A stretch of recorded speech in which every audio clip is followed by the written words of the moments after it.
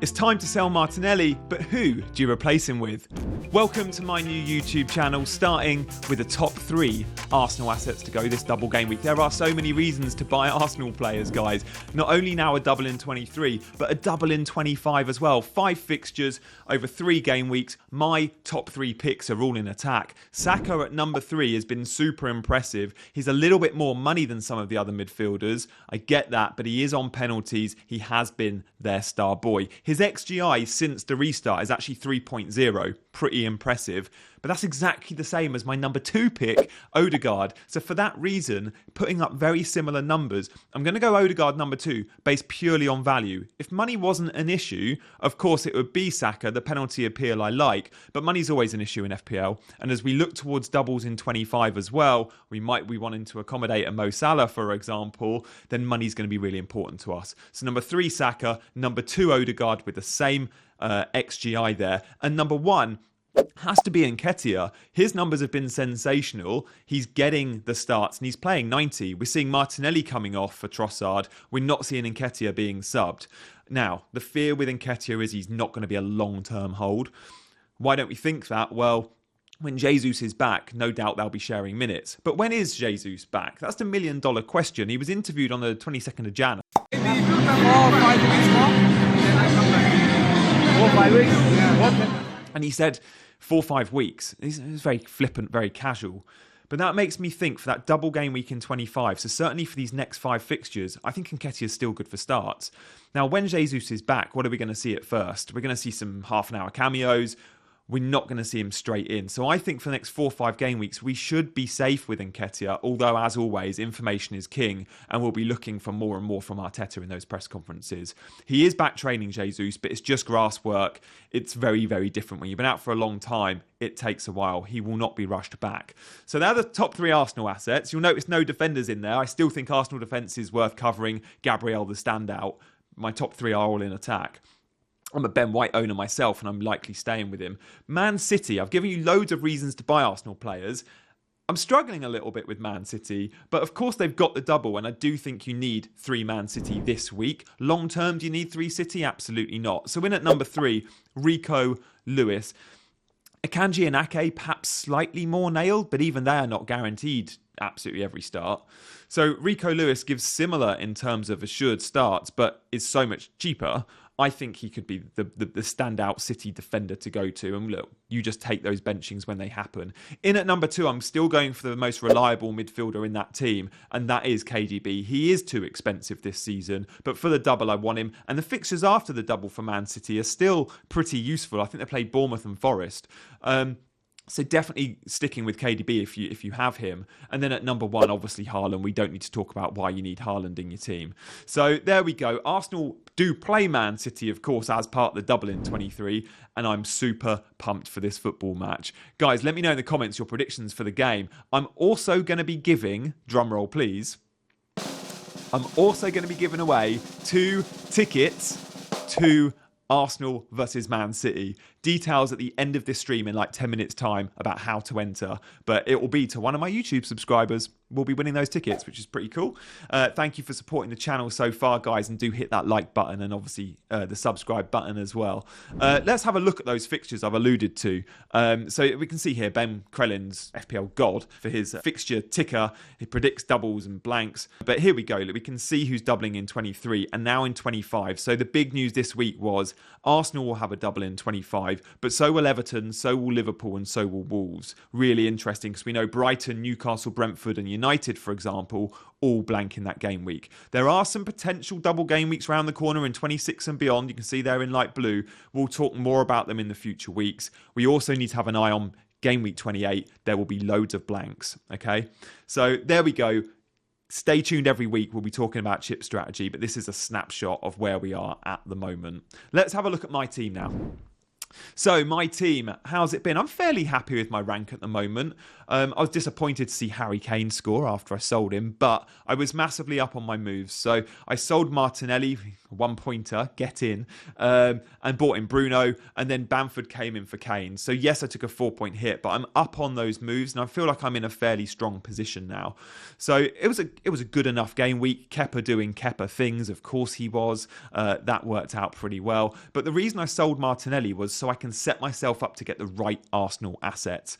Now, this week, my planned moves are to bring in 2 Arsenal players, right? Always the plan. So I've already got Ben White.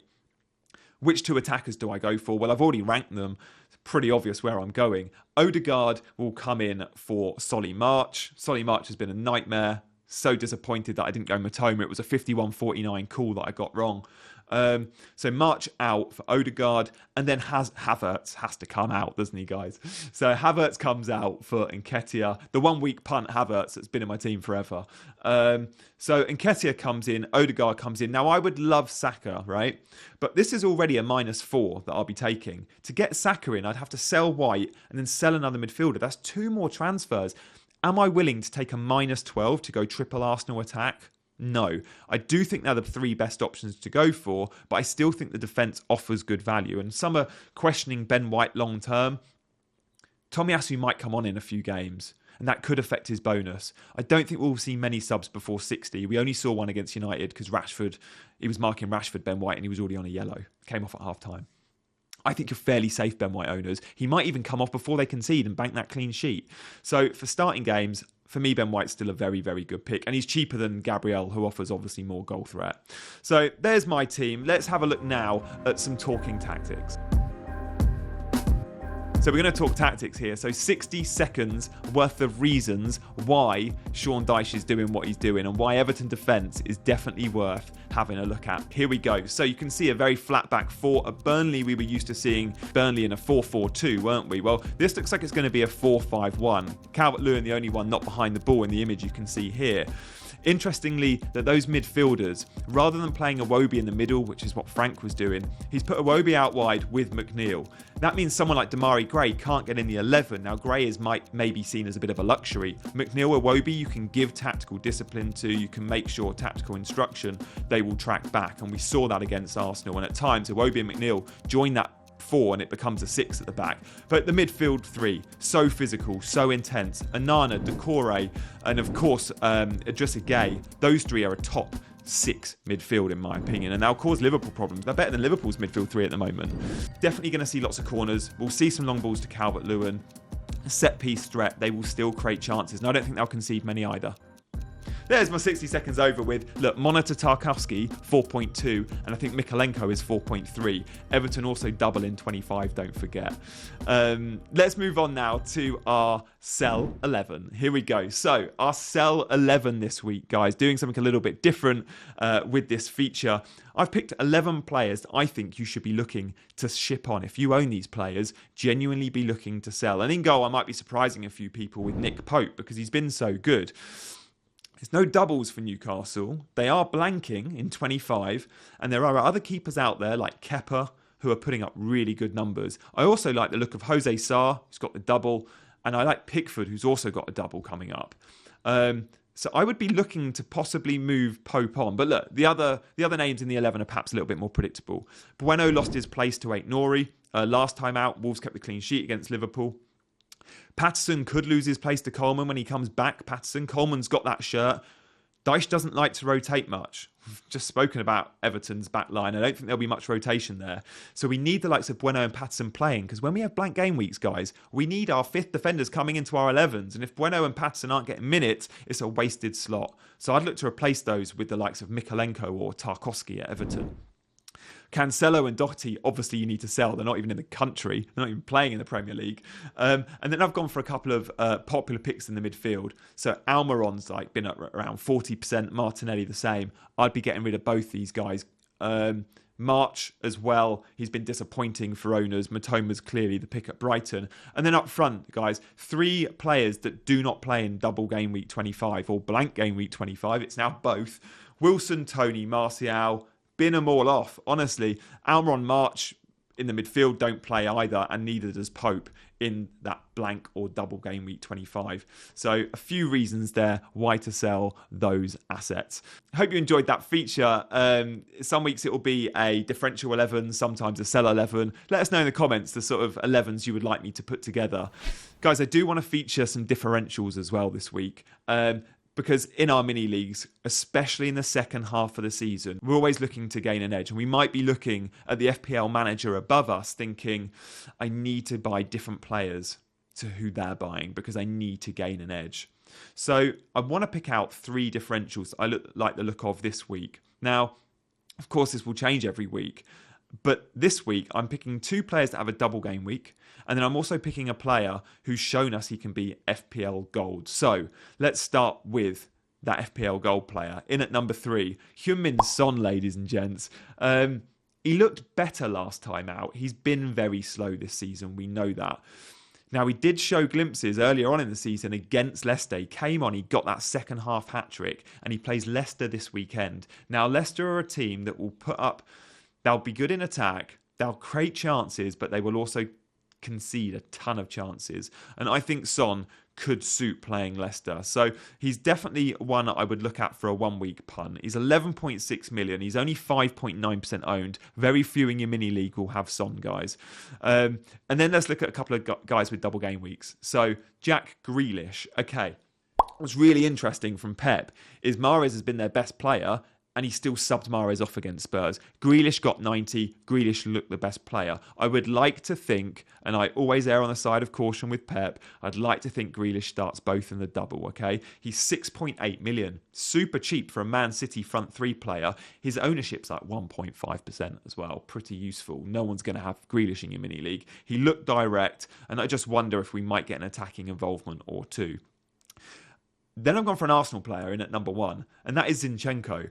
Zinchenko takes up Cancelo-style positions, right? He drifts into that midfield 3.